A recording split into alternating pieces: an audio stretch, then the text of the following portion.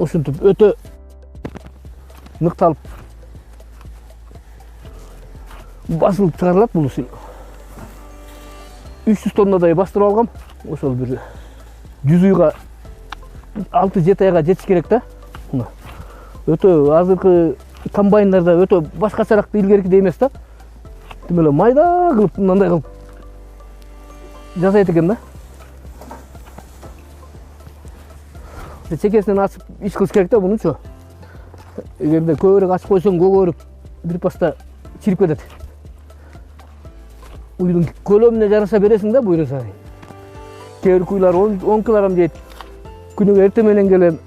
Ушинтип балдарга жардам берем, ден соолукка да пайда экен. Кыймылда экенсиң.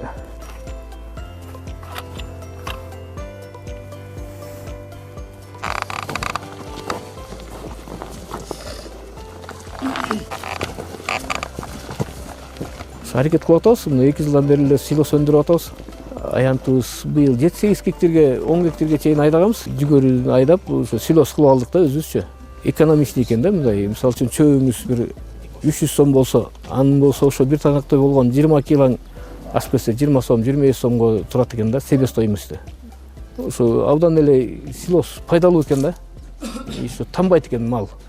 Уй баласы танбайт экен да, буну жей берет экен. Витаминдик абдан экен. Ана сүттү да мол берет экен. Келгүлөр тимеле салгандай жейт деп.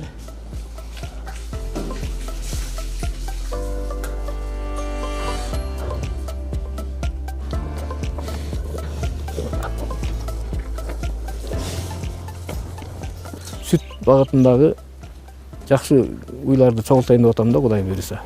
Bir жакка өтөйүн деп атам, ошо жалаң саан уй жагыначы. Санына эмес, сапатына баа берип атабыз да, азыр аракет кылып атабыз.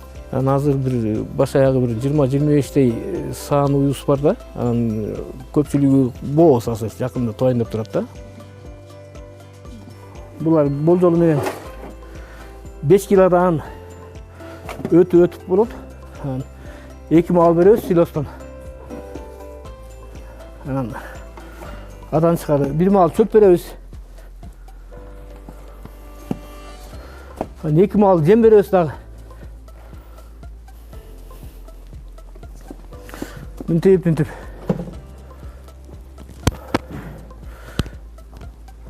Bismillah. Кирабай.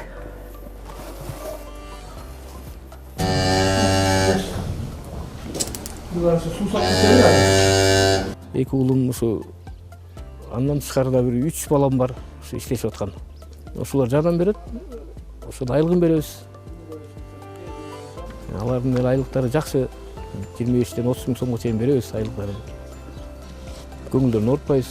Азыр деген эң эле кымбат бизге табылгыс нерсе бул чабан маселеси да.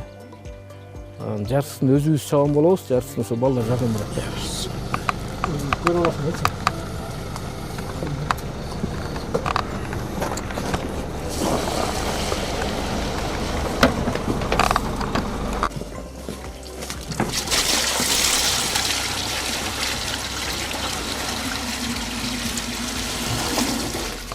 Саан уйларыбыз жакшы эле, Кудай буйруса, эгерде Аллах Таалам жардам кылса, дагы деле бир 50-ден 100ге чейин жеткизгенге аракет кылабыз да.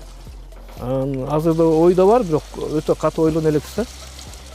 Кудай буйруса, өзүбүзчө кичинекей сүт завод ачып алгангачы. Өзүбүздүн продукцияны өзүбүз иштетсек, ага эмне жетсин. Ошо боюнча аракет кылып келип атабыз. Мынакей акырындык менен толук максатка жетерибизге аз эле калды окшойт, Кудай буйруса.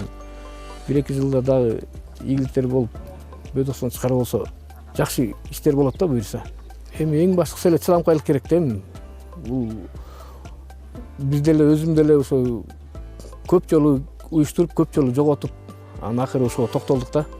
Бул эми все равно канга сиңип калгандан кийин малдан, кыргызда малдан бирдеке артат экен да өзүнө. Эми будан эч качан кыйынчылыкка чыдабай калбай, чыдап аракет кылып эмесе өтөсүнө жетет баары бир адам.